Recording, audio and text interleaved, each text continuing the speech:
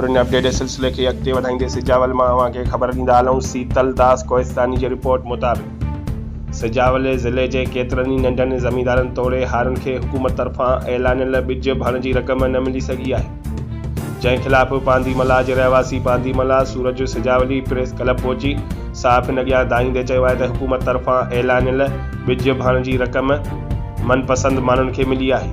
असांखे नज़रअंदाज कयो वियो आहे, जंहिं लाइ हाई घोड़ा बावजूद भी को भी खड़तेलो न निकितो आहे। मुतासिर हारी सरकार के अहिड़े रिलीफ ॾियण जी अपील कई आहे। ॿिज भाण जा पैसा ॾिना वञनि, आऊं ज़मीन खेड़ायां अॼु सुधी मुंहिंजी ज़मीन गैराबाद पई आहे। पोइ जेको मूं जुमर काचरी सां एकड़ विकियो आहे तंहिंखे तपेदारनि मिली जुली 60,000 ॾिया। मूं कहिड़ो ॾोह कयो, आऊं अलाह जो माण्हू आहियां, अलाह जो माण्हू आहियां।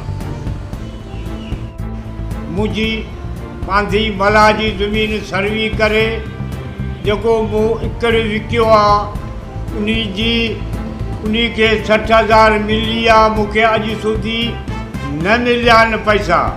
ऐं DC वटि वियोसि, डिप्टी वटि वियोसि, उन जी बि ॻाल्हि हे ॿुधण वारा कोन्हे। महिरबानी करे मूंखे हे पैसा ॾिना वञनि ज़मीन जा, छो असां ॾुआरी कोन आहियूं। महिरबानी करे अव्हां पंहिंजो ऐलान करियो था, हेठियों तबिको नथो ॿुधे। हिकिड़े त बोर्ड में असांखे न राशन मिलिया, न असांजी घर का सर्वी थी।